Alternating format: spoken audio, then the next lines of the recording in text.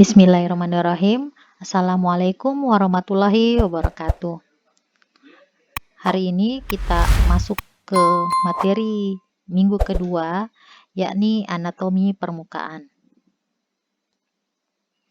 Ya, kita mulai dulu dari permukaan kepala ya. Jadi di permukaan kepala kita punya mata sebagai indera penglihatan, ada hidung sebagai indera pembau, ada mulut sebagai tempat masuknya makanan, batas rongga mulut, palatum, pipi, dan dasar mulut di bagian bawah.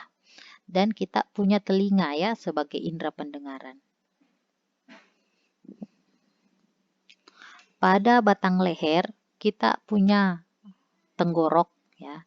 Jadi tenggorok ini dalam anatomi adalah bagian dari leher yang terdiri dari faring dan laring. Nah, tenggorok ini memiliki sebuah selaput otot yang dinamakan epiglotis. Jadi epiglotis ini fungsinya untuk memisahkan esofagus dari trakea ya, dan mencegah makanan dan minuman untuk masuk ke saluran pernafasan.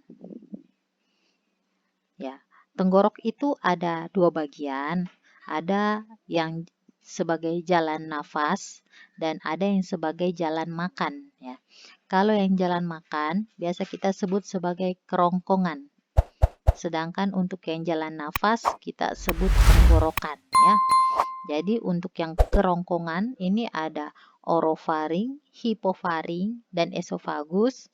Sedangkan untuk yang jalan nafas ada faring, laring, dan trakea. Lalu ada rongga dalam. Ya, rongga dalam ini berarti organ-organ di bagian dalam ya. Jadi ada lambung ya. Jadi kita tahu ini adalah organ setelah kerongkongan yang fungsinya untuk menghancurkan atau mencerna makanan yang ditelan dan menyerap sari atau nutrisi makanan yang penting bagi tubuh kita. Nah, selain itu kita juga punya apa lagi? Kita punya usus. Nah, usus ini adalah bagian dari sistem pencernaan yang bermula dari lambung hingga ke anus ya. Jadi usus itu terdiri dari dua bagian ya, ada usus kecil dan usus besar. Untuk usus kecil sendiri ini terbagi lagi menjadi duodenum, jejunum, dan ileum. Sedangkan untuk usus besar terbagi menjadi cecum, kolon, dan rektum. Selain itu kita juga punya yang namanya paru-paru. Nah, si paru-paru ini adalah organ pada sistem pernafasan atau respirasi dan berhubungan dengan sistem peredaran darah atau sirkulasi. Jadi, fungsinya ini dia untuk menukar oksigen dari udara dengan karbon dioksida dari darah ya. Nah, sehingga prosesnya itu disebut sebagai pernafasan eksternal ya atau bernafas.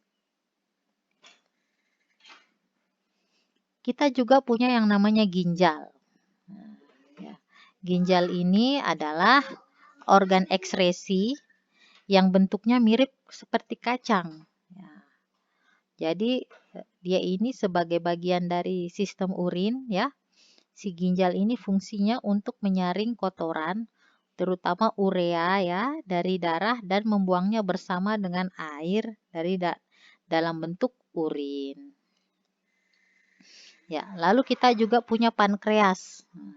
Si pankreas ini adalah organ pada sistem pencernaan yang punya fungsi utama menghasilkan enzim pencernaan yang penting ya. Nah, seperti insulin. Nanti kita akan bahas ini di belakang lebih detail tentang pankreas ini. Lalu kita punya hati. Apa sih hati ini?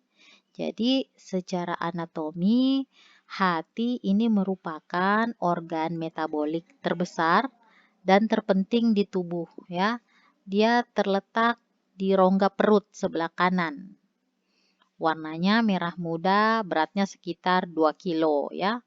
Dia ini tersusun menjadi unit-unit fungsional yang disebut sebagai lobulus. Dan ada 2 ya, ada lobus kiri, ada juga lobus kanan. Nah, si lobus kanan ini lebih besar daripada lobus kiri dan punya 3 bagian utama. Ada lobus kanan atas, lobus caudatus, dan lobus quadratus. Ligamen falciform, ada ligamen falciform ini yang memisahkan antara lobus kanan dan lobus kiri. Dan di antara kedua lobus ini terdapat porta hepatis ya, sebagai jalur masuk dan keluar dari pembuluh darah, saraf, dan duktus. Dan terdapat 3 pembuluh di tepi luar setiap lobulus ini. Ada cabang arteri hepatika, cabang vena porta, dan ada duktus biliaris. Nah, ini kalau kita lihat dari gambar, ini dia penampang anterior dari hati ya. Dan sebelah kanan ini sebagai ada penampang posteriornya ya, kita bisa lihat.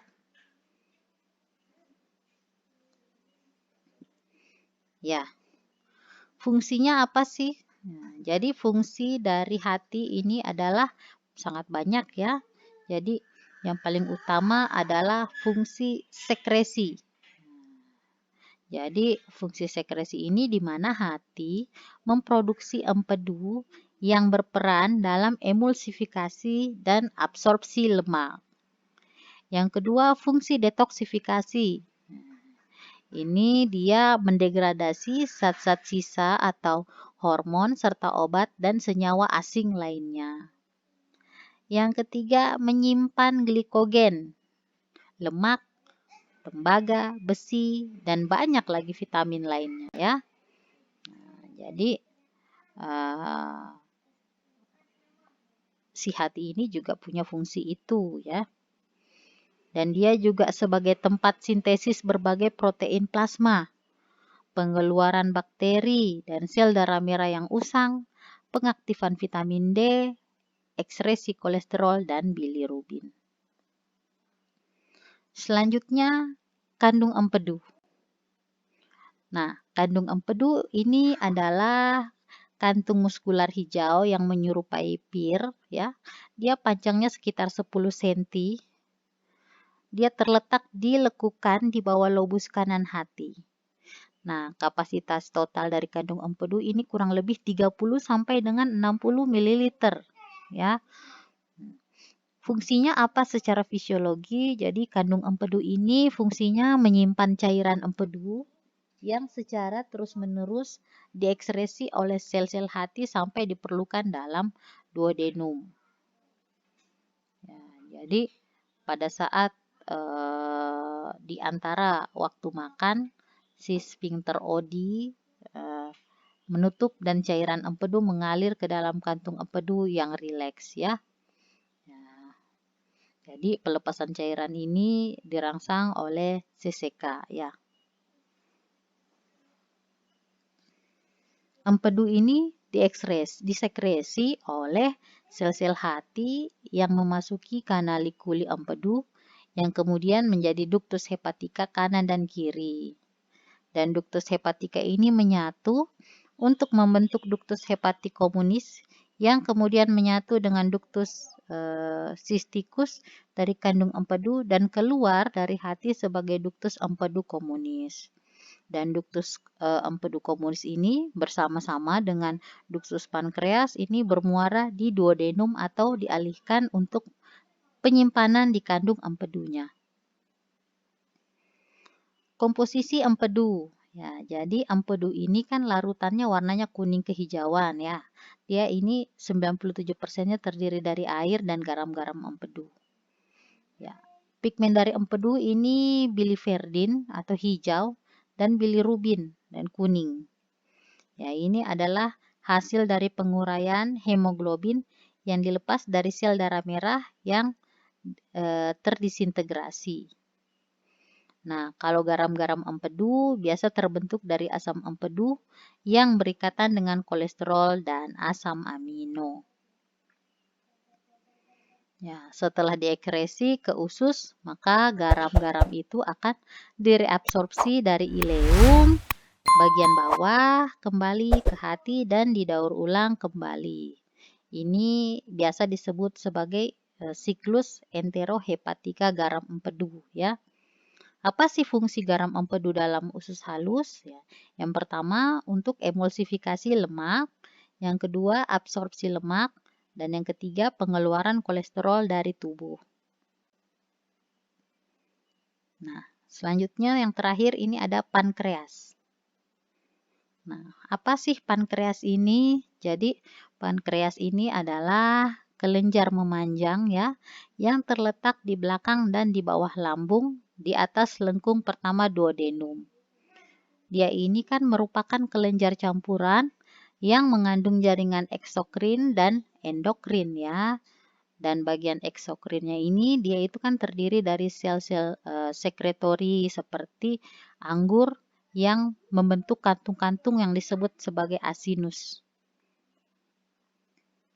Dan bagian endokrin yang lebih kecil dia itu terdiri dari pulau-pulau jaringan endokrin yang terisolasi yang biasa kita sebut dengan pulau-pulau Langerhans ya, yang tersebar di seluruh pankreas. Dan hormon terpenting yang disekresikan ini adalah hormon apa? Ada yang tahu? Ya, betul ya, hormon insulin dan glukagon. Ini dia penampang dari pankreas.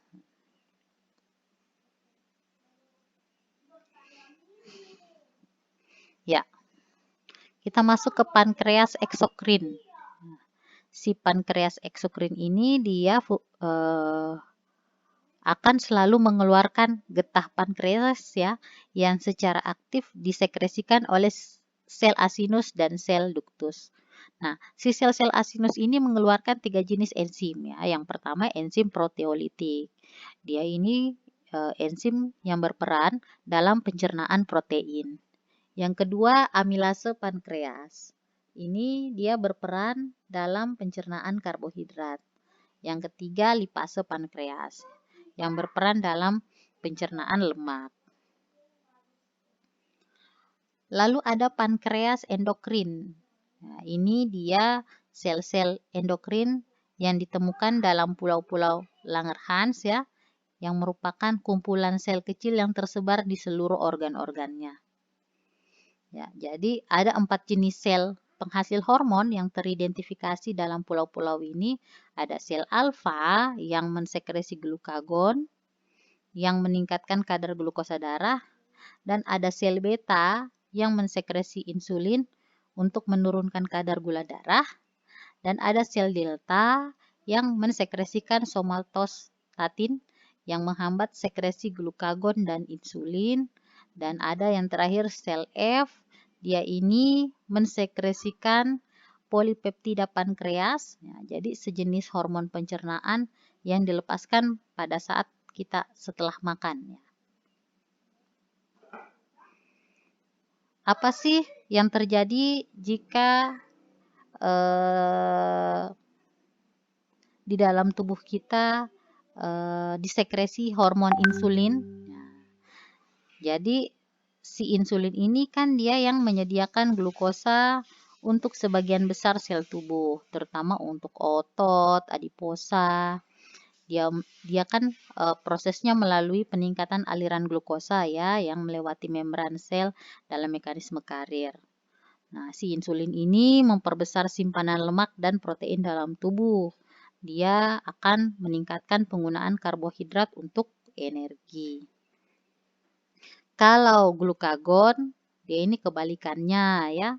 Jadi glukagon ini malah meningkatkan penguraian glikogen hati menjadi glukosa sehingga kadar glukosa darah meningkat. Prosesnya itu kita sering mendengarnya istilah glikogenesis ya. Si glukagon ini dia akan meningkatkan sintesis glukosa dari sumber non karbohidrat atau gluconeogenesis dalam hati. Dan glukagon ini kan dia mempengaruhi sekresi insulin melalui peningkatan konsentrasi glukosa darahnya. Si sekresi glukagon ini dikendalikan oleh kadar glukosa darah. Jadi kalau kadar glukosa darah rendah maka akan menstimulasi sel-sel alfa untuk memproduksi glukagon. Dan si glukagon ini dia akan menyebabkan pelepasan glukosa dari hati sehingga glukosa darah akan meningkat. Kalau kadar glukosa darah meningkat, maka akan menghambat pelepasan glukagon melalui mekanisme umpan balik negatif. Ya, itu saja mungkin yang ingin saya sampaikan pada pertemuan ini. Saya akan memberikan tugas di akun Kalam Anda. Silahkan Anda lihat tugas mandirinya seperti apa. Ada batas waktu kumpulnya. Saya harapkan Anda tidak telat mengumpul tugasnya. Terima kasih. Wassalamualaikum warahmatullahi wabarakatuh.